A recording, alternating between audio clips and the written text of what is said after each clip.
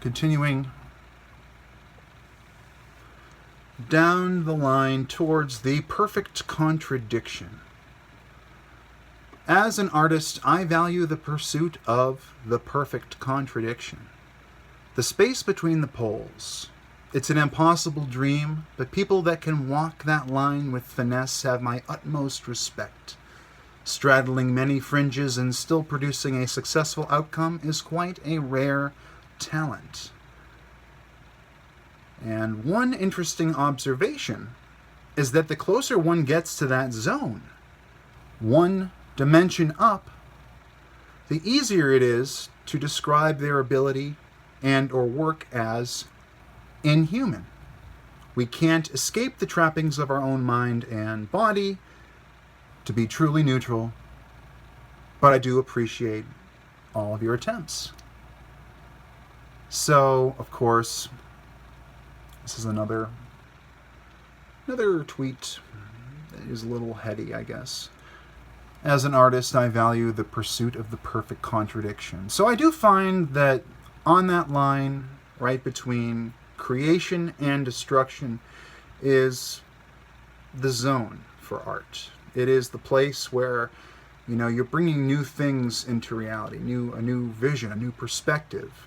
You're creating a work of art. You have an album. You have any kind of piece of work. You have your sculpture. You have a book. You have a movie, a film. You have your normal work. You have your gardening, whatever it might be. But you're trying to create a situation where, in art, you're trying to create the situation where you have two things that shouldn't go together. You have to look for the common ground and look for ways that different things interact, how they conflate, how they can be mixed together. Reality itself, how it can be reconfigured in your image, in your desired view, and your desired interpretation. It may be more abstract or more concrete. But it is, for me, about the perfect contradiction, just finding that dividing line between two poles, really just looking to circle that one place, that magic spot where it all comes together and really the magic happens. I'm not sure, there's different things that people call this, but the space between the poles, the impossible dream. But people that can walk that line with finesse have my utmost respect. People that can straddle the line of reality and unreality and bring new things, profound things into the world through that void.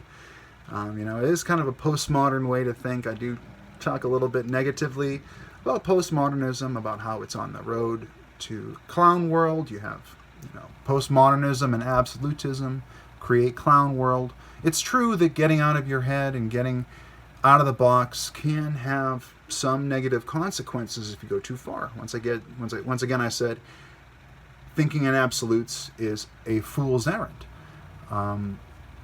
But artists really have to get out there creatively. Like, they have to get out of the box.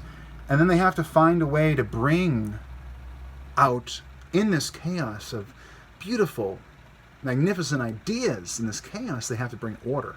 They have to find that line, find that contradiction, order, chaos, and being able to straddle that line between order and chaos in their music and whatever product they're making, may it be writing, literature, painting, anything it might be, any form of talent they might have.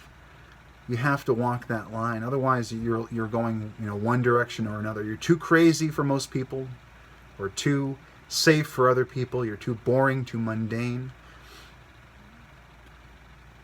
But being in between, matching, getting that nice contradiction between two poles, that is great. Straddling many fringes and still producing the successful outcome is quite a rare talent. And the interesting observation is that the closer one gets to that zone, one dimension up, so it's like a meta level up. You have a table, two people playing a game, and they're manipulating one game. But then one level up from that, that's a meta level up. And that's somebody that's observing both players and can even maybe manipulate the situation. And then there is a level up from that where somebody's watching that manipulator and they're watching the game below, many levels down.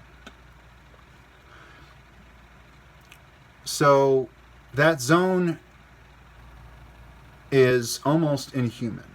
The zone of understanding the line between the line right on the threshold, right when that impossible center, like the what's the square root of pi sort of situation, where you have this very specific area you're working in where a lot of magic happens, a lot of interesting things. The perfect contradictions are being found. Everything is nicely ordered and yet just interesting, chaotic enough to be interesting. So the interesting observation is the closer one gets to that zone, that perfect contradiction zone, the easier it is to describe their ability and or work as inhuman. Because for us, it's easier for us to go in one direction or another. It's easier for us to just make a decision, yes or no. When you're trying to straddle between two polar opposites, that's a pretty hard place to hold. And you get sort of things that are not quite human. They're sort of alien. They're almost like, how was this built? How was this drawn? How was this recorded? Or how did you do this? Where did you go? Where was the inspiration? And they say, well, I got it from the ether. I got it from the world. People will give all kinds of explanations. Oh, somebody told it to me. Some divine inspiration. Somebody whispered in my ear. We can't really escape the trappings of our own mind and body. We can't be truly neutral. We can't get to this place of just observing life from the meta level of a god or some higher authority. We can't see that. We're always limited by our human perception, our subjective human reality. So it's great to try to be neutral. And I appreciate your attempts, and I hope you appreciate mine. Leave me a comment in the comments section below if you do. But we can't really escape the trappings of our own mind and body. And the more we try to, the more postmodern we get, the more we get away from reality. We get into a post-truth reality where, we've pushed too far along this. You can do anything. You can think it so it happens. Like there's a limit. There's always a limit. And straddling that line, the perfect contradiction between order and chaos, or rationality and irrationality, is a big goal of art, in my opinion.